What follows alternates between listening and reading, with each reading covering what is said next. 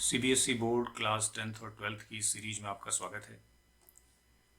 आज हमारे पास फिर से क्लास 12th के लिए एक नए टॉपिक पे डिस्कशन है और वो टॉपिक है हमारा फैक्टर्स। तो इससे पहले वीडियोस में हमने 3D बहुत सारा डिस्कशन किया है और वेक्टर जो है हमारा वेक्टर अलजेब्रा, इसमें हमारे पास क्वेश्चन बहुत बड़ा तो नहीं आता, बट यहाँ से आपको 1 मार्क के कुछ क्वेश्चंस मिलते हैं, कम से कम 2 या 3 क्वेश्चन मिल जाते हैं। इसके बाद 2 मार्क्स में आपको ऑलमोस्ट एक क्वेश्चन तो मिलता ही है और इसके अलावा 3 मार्क्स में भी हमें कई बार क्वेश्चन मिल जाता है या फिर कभी केस स्टडी में। तो यहाँ से भी आप एक्सपेक्ट कर सकते हैं कि आपको कम से कम 6 to 7 मार्क्स जो है इस टॉपिक से, इस चैप्टर से आपको मिलते हैं। तो हम देखते हैं कि क्या अब तक के जो बोर्ड एग्ज़ाम्स हुए हैं या जो पेपर्स अब तक हुए हैं बोर्ड में, उनमें किस तरह के क्वेश्चंस यहाँ से पूछे जा रहे हैं। तो इतना तो श्योर है कि यहाँ से आपको 1 मार्क में ज़रूर 2 क्वेश्चन कम से कम मिल जाएंगे, 2 मार्क्स में भी एक क्वेश्चन मिल जाएगा और 3 मार्क्स में भी मोस्ट प्रोबेबली एक क्वेश्चन मिलेगा। अदरवाइज 4 में आपको केस स्टडीज़ में क्वेश्चन मिल सकता है। बट आप इतना तो एक्सपेक्ट करके चलेंगे यहाँ से कि आपके पास कम से कम 6 to 7 मार्क्स, जैसा मैं कह रहा हूँ, बिल्कुल श्योर यहाँ है कि यहाँ से क्वेश्चन आने ही आने हैं।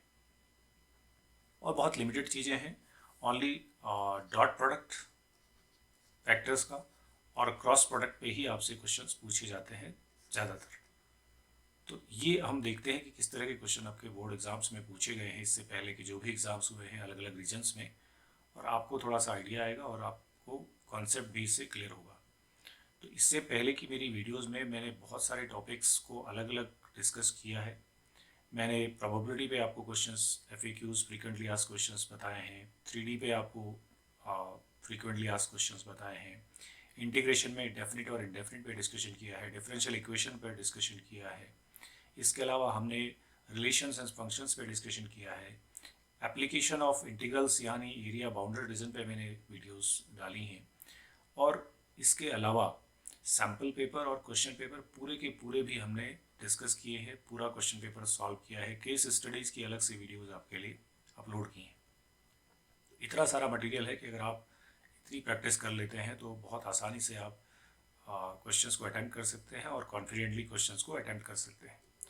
तो चलिए देखते हैं आज हमारे पास जो क्वेश्चंस हैं वो किस तरह के हैं और कैसे हम उन्हें अटेम्प्ट करेंगे और क्या कॉन्सेप्ट उनके पीछे हम अप्लाई करेंगे वो देखते हैं।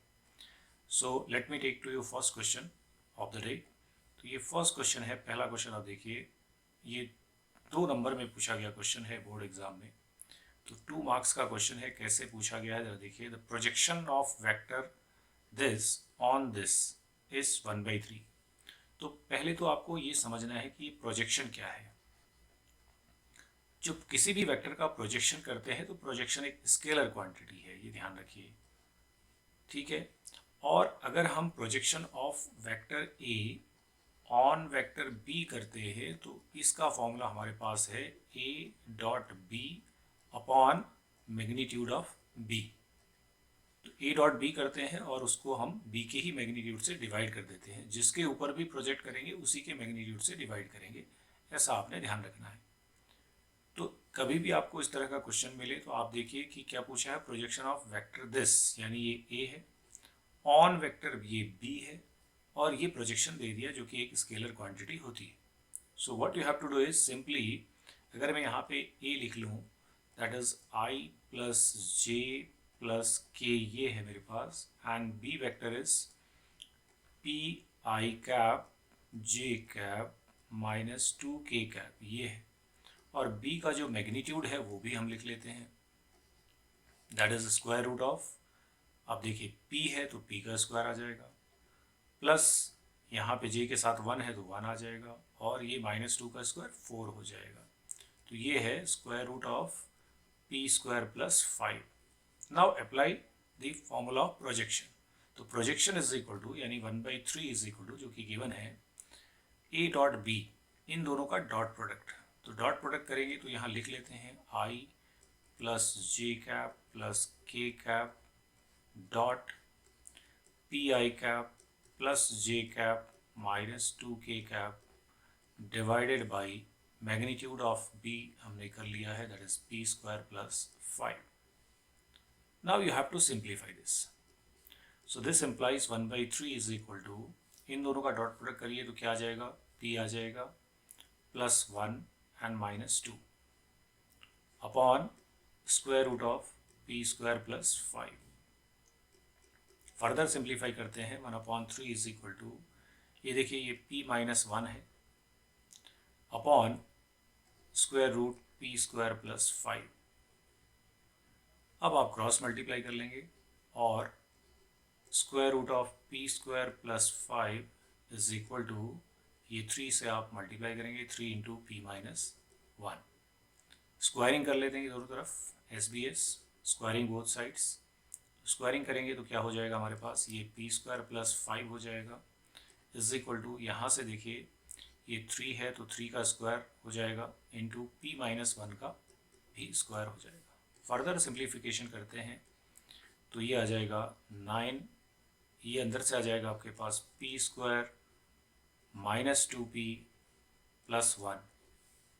फर्दर सिंप्लीफिकेशन करेंगे तो p square plus 5 is equal to 9p square minus 18p and plus 9. अब एक आप सिंपल सी इक्वेशन बना लीजिए यहाँ से. दिस एम्प्लाइज, सारा शिफ्ट कर देते हैं उधर, 9p स्क्वायर से आप, मैं सिंपल माइनस ही कर देता हूँ, एक स्टेप बचा देते हैं आपका.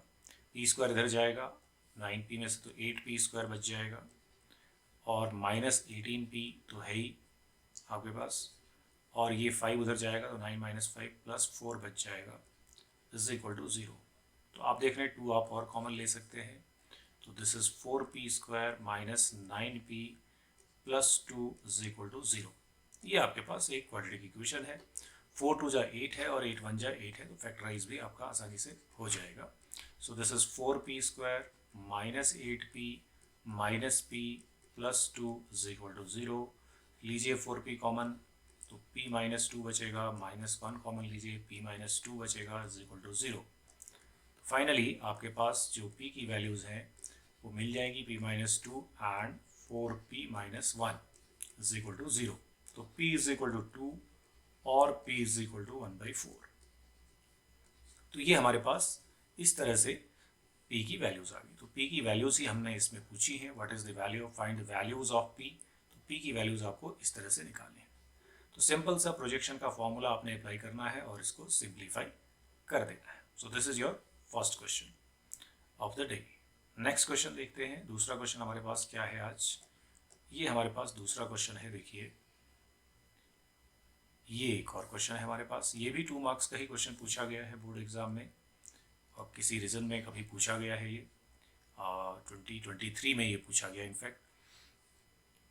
अब यहाँ पर देखिए आपको क्या पूछा है, मैग्नीट्यूड ऑफ ए गिवन है that is 3, magnitude of B भी गिवन है that is 2/3 and A cross B is a unit vector, यानी ए क्रॉस बी का जो मैग्नीट्यूड है वो भी 1 होगा क्योंकि यूनिट वेक्टर का मैग्नीट्यूड 1 रहता है.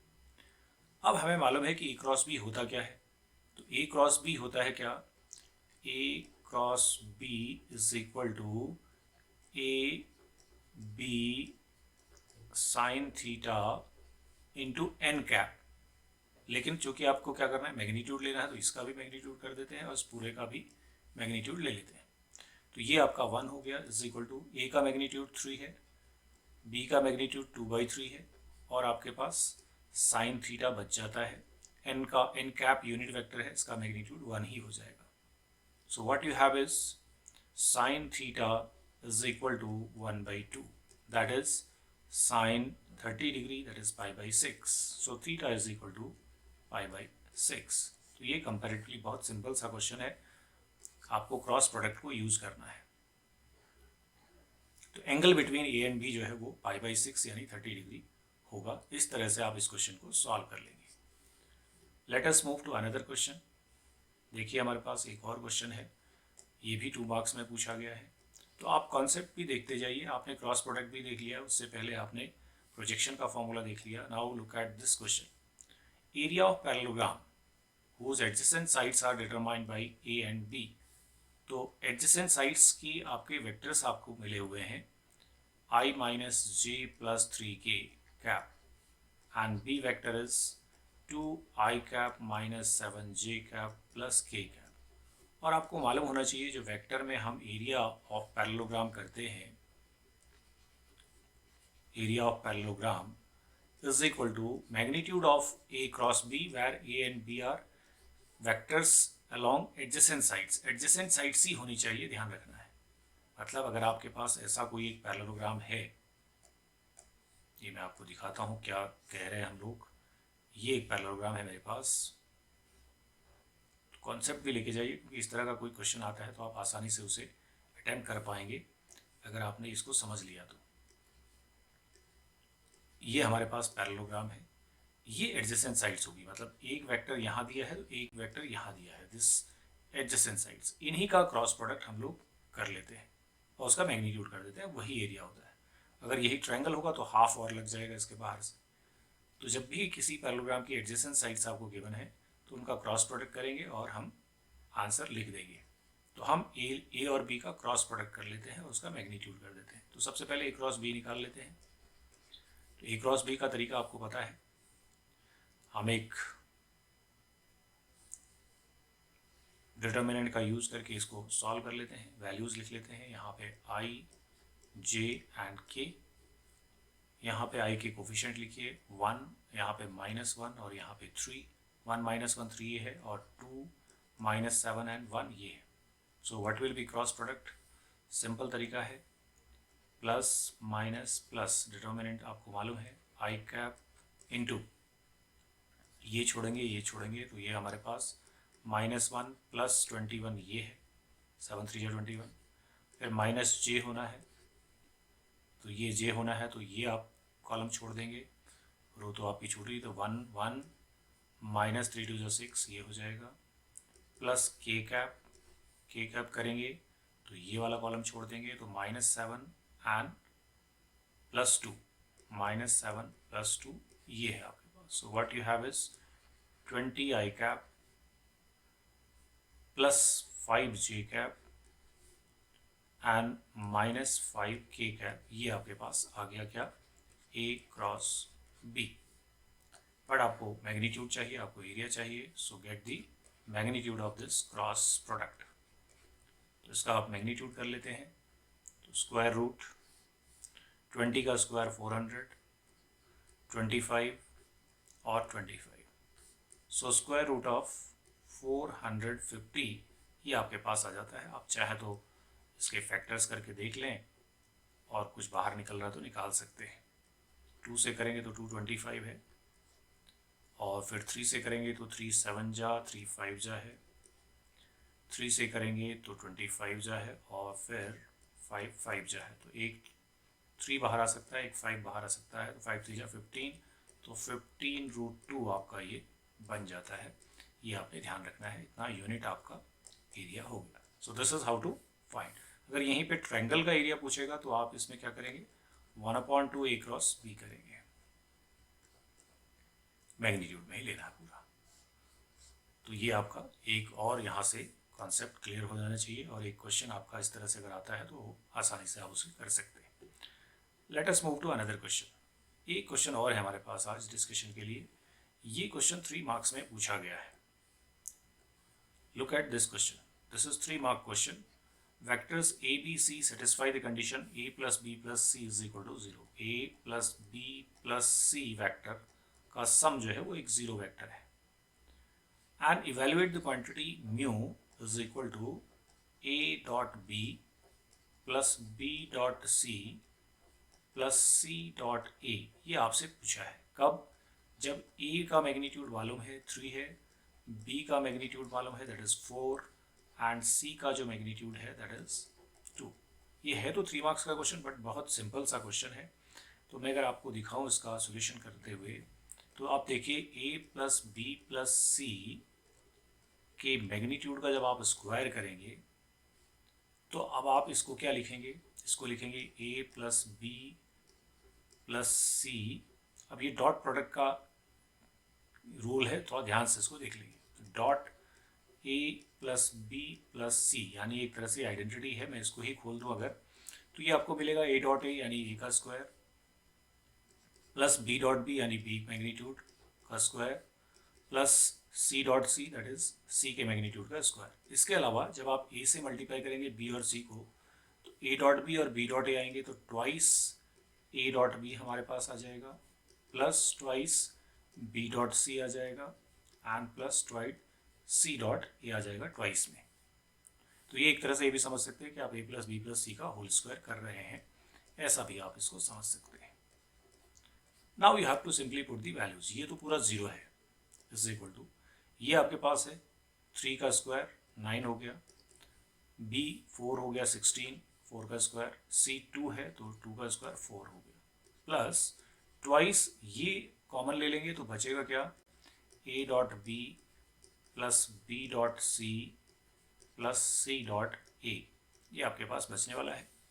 So what you have is 9 16 25 और 4 29 प्लस 2 म्यू, ये 2 म्यू हो जाएगा क्योंकि आपको ये पूरा इसको म्यू दिया हुआ है। सो -29/2 इज इक्वल टू म्यू। तो ये म्यू की वैल्यू हमारे पास इसमें आ जाती है इस तरह से। तो ये हमारे पास एक और क्वेश्चन था जो हम यहाँ पे देख रहे हैं वेक्टर से। तो इस तरह से हमने देखा कि अलग अलग तरह के 3-4 क्वेश्चन हमने डिस्कस किए हैं और इसी तरह के क्वेश्चन आपसे पूछे जाने हैं। कुछ भी बहुत नया नहीं पूछा जाना है। Dot product, cross product, projection और इस तरह का कोई क्वेश्चन आपसे पूछा जा सकता है, या area of triangle, area of parallelogram. इन्हीं में से आपको ऑब्जेक्टिव क्वेश्चन एमसीक्यूज भी मिलेंगे, 2 मार्क्स का क्वेश्चन भी मिलेगा और अगर 3 में आता है तो भी वो इस तरह से ही आपको मिलेगा। कुछ और क्वेश्चंस डिस्कस करेंगे हम और जो कोर्स में पूछे गए हैं हमारी नेक्स्ट वीडियो में। तो इसके पार्ट 2 में हम कुछ और इम्पोर्टेंट क्वेश्चंस देखेंगे। मिलते हैं नेक्स्ट वीडियो में, तब तक के लिए नमस्कार।